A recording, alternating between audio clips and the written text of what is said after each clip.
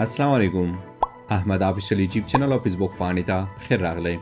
دوستانو ډیر زیات شمیر کسان میسیجونه کوي چې متحده عربي اماراتو حکومت نوې ویزې کله خلاصیږي او موږ به څنګه وکول شو چې متحده عربي اماراتو ته داخل شو. نو نننۍ ویډیو کې په همدې باره کې معلومات درکوم چې آیا متحده عربي اماراتو حکومت نوې ویزې ورکول شروع کړل، که چیرې شروع کړي وي نو کومو کسانو ته به دغه ویزې ورکوي کیږي. نو هیله لرم چې تر پای پورې مې ملتیا وکړئ. که چیرې هم تاسو احمد آفیشل یوټیوب چینل ته نوي وئ دا ضرور سره سبسکرایب کړئ او که احمد آفیشل فیسبوک باندې ته نوي وئ نو دا ضرور در سره لایک کړئ. بله دا چې تاسو دا ویډیو خپلو وهلو ملګرو سره شریکه کړئ ترڅو ستاسو په ذریعه دوی ته دغه معلومات ورسیږي.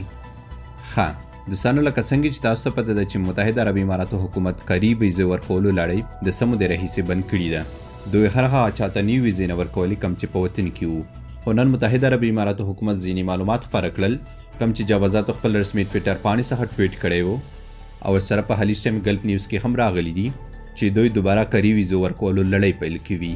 مقصد دا چې کم څوک غواړي متحده عربي اماراتو ته په کاري ویزه باندې لاړ شي نو دوی اوس کولی شي چې اماراتو ته په کاري ویزه باندې لاړ شي. کاري ویزې نه مې مطلب دا دی که څوک په کاري ویزه باندې نه پوهیږئ، که په ساده ژبه کې درته ووایم خلاصې ویزې یا بندي ویزې. نو اوس اماراتو حکومت بندو ویزو ته او خلاصو ویزو ته اجازه ورکړه.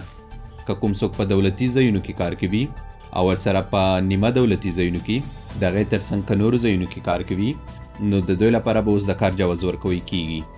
د کار جواز نه مطلب ویزې ورکول دي، نو دوی ته به اوس ویزې ورکوی کیږي.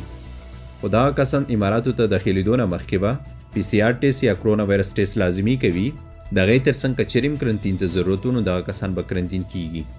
دغه معلومات تاسو ته یو ځل بیا وړاندې کوم. اوس متحده عربي اماراتو حکومت اعلان وکړ چې دوی خو خلکو ته کم چې غواړي متحده عربي اماراتو کې کار وکړي نو دوی لپاره کاري ویزو ورکولو اجازه ورکړه. مقصد دا چې کم کسان وطن کې دي دوی اوس کولی شي چې خلاصې ویزې یا بندي ویزې واخلي.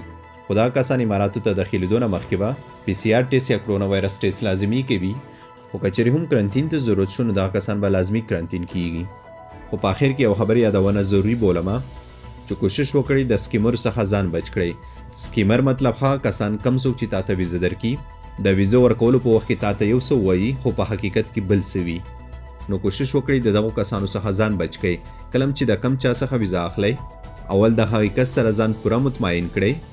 کله چې تاسو پوره مطمئن شوئ هغې نه پس ویزه واخلئ. ولې چې زه زیات شمېر کسان ګورم دوی په وطن کې ویزه اخیستې وي او کله چې اماراتو ته راغلي وي هلته وطن کې ورته یو څه ویلي وي خو اماراتو کې حقیقت بل څه وي. کوشش وکړئ د داسې کسانو څخه ځان بچ کړئ. نو الله دې وکړي چې دغه معلومات تاسو ته ګټور تمام شوي وي. د نورو داسې معلوماتو لپاره تاسو احمد آفیشل یوټیوب چینل او فیسبوک پاڼه تعقیبوئ. انشاءالله چې زه به د دې له لارې درته خپروم. که چیرې هم احمد آفیشل یوټیوب چینل ته نوي وئ دا ضرور سبسکرایب کړئ او که احمد آفیشل فیسبوک پاڼې ته نوي وئ نو دا ضرور در سره لایک کړئ.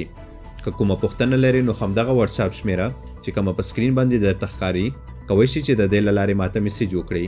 زه به کوشش وکړم چې تاسو ته په وخت جواب درکړم. نور مو په الله سپارم.